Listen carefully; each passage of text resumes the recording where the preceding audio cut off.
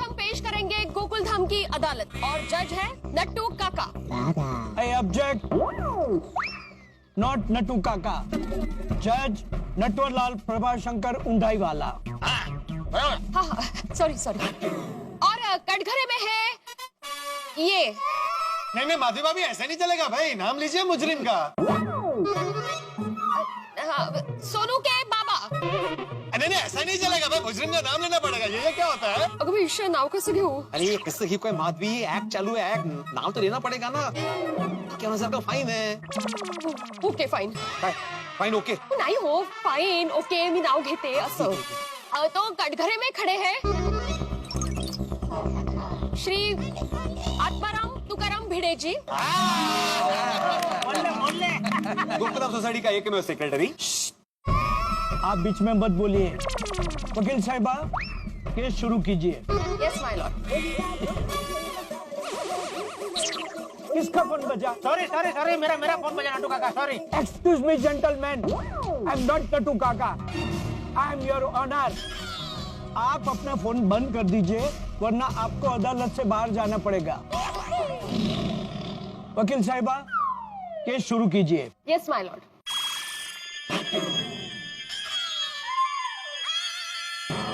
अरे जज साहब का ही फोन बजा, जज साहब को अदालत से बाहर करो। दूसरे जज साहब लेके आओ भाई, चलो बाहर करो इनको। चलो। पद्मावती भोजनालय से फोन है, बात करनी ही पड़ेगी। अरे हेलो, क्या बात कर रहे हैं आप? केसर बासुंदी? अरे केसर बासुंदी तो मुझे और बागा को बहुत पसंद है। अरे बागा, आज केसर बासुंदी है, तू खाएगा ना? हाँ नट्टू काका। नट्टू काका, यही मंगवा लीजिए ना। ऑर्डर। मेरा कोमल का और गोली का तीनों का ऑर्डर दे दीजिए। ओ अच्छा। और कोई खाएगा केसर बासुंदी? अरे काय चल रहे हैं? अरे ओ नट्टू काका, आप जज है, जज से वेटर का बन गए, क्या ऑर्डर लेने लगे सबका?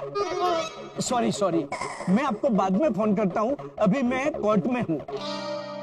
मिस्टर भिड़े, आप पर पहला इल्जाम ये है कि आप रोज टप्पू की शिकायत करते हो। हाँ, तो मैं क्या गलत करता हूँ? जज साहब, मैं आपको बताता हूँ, इस टप्पू ने बचपन से लेके आज तक मेरे घर के कितने सारे कांच तोड़े हैं, सोसाइटी की प्रॉपर्टी का नुकसान किया है, और इसके बारे में मैंने इसके पिताजी यानी जेठालाल जी से कंप्लेंट भी की है, लेकिन आज तक जेठालाल ने उसको कभी समझाया ही नहीं। अरे ओ मुजरिम भाऊ, मुकदमा तुम पे चल रहा है भाई, मुझे क्या बीच में घसीट रहे हो?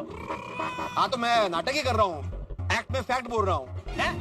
म्हणजे मैं ये कह रहा रखो भाई, वरना इस प्रोग्राम के चक्कर में बिना बात का टेंशन हो जाएगा। अब भिड़े को जवाब देना है, तुम क्यों चिंता कर रहे हो? ऑर्डर। आप लोग शांति रखिए। मिस्टर भिड़े, कंटिन्यू। हाँ, तो जज साहब, मैं सिर्फ इतना कहना चाहता हूँ कि टप्पू मस्ती करता है, इसलिए मैं शिकायत करता हूँ, और एक शिक्षक होने के नाते बच्चों को डिसिप्लिन सिखाना मेरा फर्ज है। लेकिन मिस्टर भिड़े, डिसिप्लिन के नाम पर आप बच्चों से उनका बचपन नहीं छीन सकते। वकील साहिबा, मैं बच्चों से बचपन नहीं छीनता हूँ। जज साहब, जो मूल्य और संस्कार इंसान बचपन में सीखता है, वो जिंदगी भर नहीं भूलता, और वो सिर्फ एक शिक्षक सिखा सकता है। ऑर्डर।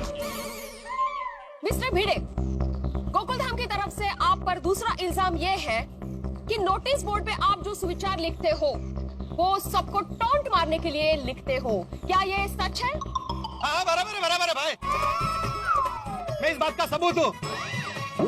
अबे मुझे भी टॉन्ट मारने के लिए थोड़े दिन पहले भिड़े ने लिखा था कि पत्नी नमक जैसी होती है, उसके बिना जिंदगी फीकी होती है। गलत जज साहब, ये बिल्कुल गलत है, सरासर गलत है। जज साहब, मैं किसी पर व्यंग करने के लिए या किसी को सुनाने के लिए सुविचार नहीं लिखता हूँ, और मेरी इस बात से हमारे सोसाइटी के बुजुर्ग श्री चंपकलाल जी भी सहमत है। बोला चाचा जी? अहो, मिस्टर भिड़े। हाँ। और जज साहब, लोग अच्छी चीजें सीखे, इसलिए मैं सुविचार लिखता हूँ, मेरा और कोई इरादा बिल्कुल नहीं होता।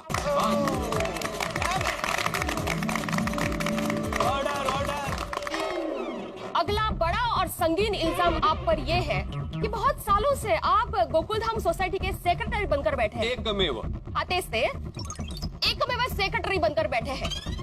आप इलेक्शन ही नहीं होने देते, मतलब जिससे किसी को सेक्रेटरी बनने का मौका ही नहीं मिलता। क्या ये सच है? वकील साहिबा, कोई और सेक्रेटरी बने इससे मुझे कोई आपत्ति नहीं, लेकिन जज साहब, सोसाइटी के बहुत सारे प्रॉब्लम होते हैं जो एक सेक्रेटरी हैंडल कर सकता है। सोसाइटी में ऐसे कई लोग होते हैं जो बार बार मांगने पर भी सोसाइटी का मेंटेनेंस का चेक टाइम पर नहीं देते, तो मुझे उनके घर जाकर चेक लेना पड़ता है। और मैं ये कहना चाहता हूं कि सोसाइटी में बहुत सारे प्रॉब्लम्स होते हैं। कभी पानी का प्रॉब्लम होता है, कभी इलेक्ट्रिसिटी का प्रॉब्लम होता है। सोसाइटी में बहुत सारे फंक्शंस होते हैं, बहुत सारे काम होते हैं जो मैं टाइम पर करता हूं। फिर भी अगर आपको लगता है कि मैं अपना काम, अपनी जिम्मेदारी ठीक से नहीं निभा पा रहा हूं, तो मैं अभी के अभी मेरे सोसाइटी के सेक्रेटरी पद से इस्तीफा देने को तैयार हूं। Thank you, thank you. That's all my Lord. आहो, मिस्टर भिड़े, वो मेरी लाइन है। नहीं, वो तुम बोलो या मैं बोलो, वो माय लॉर्ड सो रहे हैं वहां पे। Oh my God.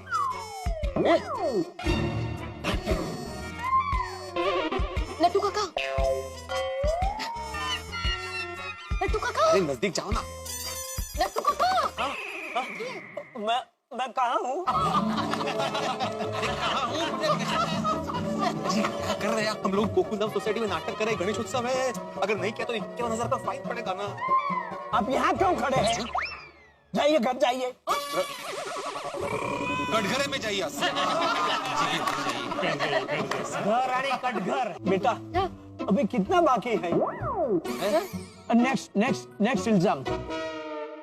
तो मिस्टर भिड़े, अगला इल्जाम आप पर यह है कि आप अपने स्कूटर के लिए लड़ पड़ते हैं। सखाराम। आप अपने सखाराम के लिए लड़ पड़ते हो। जरा से खरोच भी आए तो आप बर्दाश्त नहीं कर पाते हो। एक सखाराम के लिए इतना प्यार? बिल्कुल जज साहब, मैं बताना चाहता हूँ कि मैंने अपने स्कूटर का नाम सखाराम क्यों रखा। सखा मतलब सोपती, सखा मतलब दोस्त। सखाराम सिर्फ स्कूटर नहीं है, मेरा दोस्त है, मेरे बेटे जैसा है, मेरे परिवार का सदस्य है। यानी बराबर है, लेकिन एक स्कूटर के लिए सखाराम। अरे हाँ, सखाराम के लिए तूने सोसाइटी में कितनी बार हंगामा किया है। जज साहब, इसका मैं अच्छे से जवाब दे सकता हूँ, लेकिन इसके लिए मुझे कटघरे से बाहर आने की इजाजत चाहिए।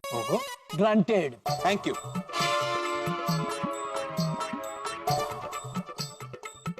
पोपटलाल। हाँ, बोलो बोलो।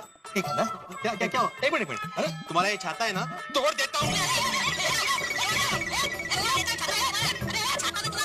अरे मिस्टर भिड़े, आप केस छोड़ के पकड़ा पकड़ी क्यों खेल रहे हैं? मिस्टर भिड़े, क्या मजाक है छाते के साथ? छाते को कुछ हो जाता तो? Order, order, order. देखा जैसा आपने देखा, पोपटलाल के छाते को मैंने जरा सा छुआ तो उसकी ये हालत हो गई।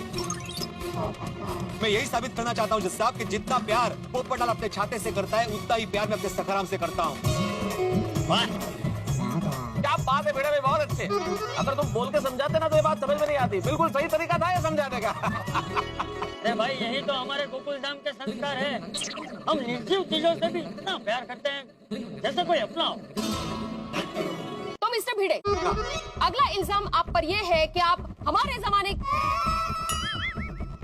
जमाने की बातें बहुत करते हैं। ऐसा क्यों? हाँ बेड़ो, ये हमारा जमाना है क्या? अरे छोटी, समझा नहीं पाए? इसका जमाना मतलब बाबा आदम का जमाना। Order, order. मिस्टर भिड़े, सबको डिटेल में बताइए कि हमारा जमाना मतलब आप क्या कहना चाहते हैं? बताता हूँ जज साहब, हमारा जमाना मतलब मैं जब छोटा था तब की बात करता हूँ। हमारे जमाने में हम बड़े आज्ञाकारी थे, माँ बाप की हर बात मानते थे। हम छोटी छोटी बातों में खुशियां ढूंढ लेते थे। रिक्शा में सफर करना हमारे लिए लग्जरी थी। जब हम डबल डेकर बस में बैठ के सफर करते थे, तब ऐसा लगता था कि हम लोग उड़द खटोले में बैठ के सफर कर रहे हैं। बचपन में कागज की नाव बना के पानी में चलाते थे, कागज का एरोप्लेन बनाते थे, डब्बा आइस पाइस, लुका छुपी, पकड़ा पकड़ी, कंचे, कितने सारे खेल खेलते थे। आजकल के बच्चों को गेम मतलब मोबाइल, खिलौने मतलब मोबाइल। जज साहब, एक चॉकलेट के 4 टुकड़े करके दोस्त आपस में बांटते थे। बच्चों, वड़ा पाव खाना मतलब हमारे लिए पार्टी करने के बराबर था, और उस वक्त हमें कोई पॉकेट मनी नहीं मिलती थी, लेकिन फिर भी हमने कभी कंप्लेंट नहीं की। हम आज्ञाकारी थे और आज्ञाकारी ही रहे। हाँ, ये बात तो बिल्कुल सही है भाई। हम लोगों को पॉकेट मनी क्या होती है तो पता ही नहीं था भाई। बिल्कुल। और मेहता साहब, नए कपड़े सिर्फ दिवाली टू दिवाली मिलते थे, और आजकल देखो, कुछ हुआ नहीं, बोर हुए नहीं कि शॉपिंग चलते, बोर हो गए शॉपिंग चलते, कपड़े खरीद रहे। जज साहब, मुझे ऐसा लगता है कि आदमी कितना भी बड़ा क्यों ना हो जाए, उसे अपना बचपन कभी नहीं भूलना चाहिए। बचपन की सुनहरी यादें जिंदगी भर याद रहती। तो जज साहब, प्लीज आपका फैसला सुनाइए। अरे वाह, हो गया बेटा। सारी बातें और दलीलें सुनकर अदालत इस नतीजे पर पहुंची है कि डिसिप्लिन रखना जरूरी है। सुविचार लिखना तो समाज सेवा है, और पुराने जमाने की बातें करना भी कोई गलत बात नहीं है, और अपने स्कूटर से प्यार करना उनका हक है। इसलिए ये अदालत आत्माराम तुकाराम भिड़े को बेकसूर मानकर बाइज्जत बरी करती है। थैंक यू, थैंक यू, ये बाबा निर्दोष है। निर्दोष है म्हणजे ये कोर्ट आहे। अब तो आइसक्रीम पार्टी बनती है। पोळ्या कसला आइसक्रीम, और तुम ये एक्ट कर रहे थे हम लोग। मैं तो निर्दोषी हूं ना। धमाका है। ओ पिड़ो, ओ क्या जोरदार एक्ट किया है यार। तो हमारे आत्माराम तुकाराम भिड़े यानी मेरे प्यारे पिड़ू के लिए जोरदार तालियां।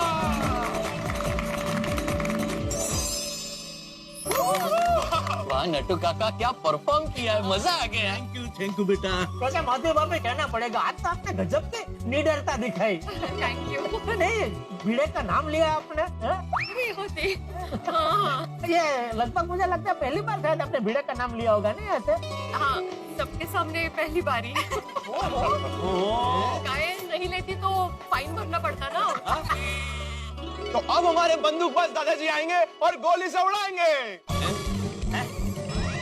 अरे गोगी, गोली से किसको उड़ाएंगे? पोपटलाल को? क्या बोल रहा है मेहता साहब? मुझे क्यों उड़ाएंगे भाई? तो भाई किसको उड़ाएंगे? बलून को। तो भाई पूरा बात के बोलो ना, आधी बात करते हो तो गलतफहमी हो जाती है। बलून को उड़ाएंगे, बलून। मतलब बलून को फोड़ेंगे।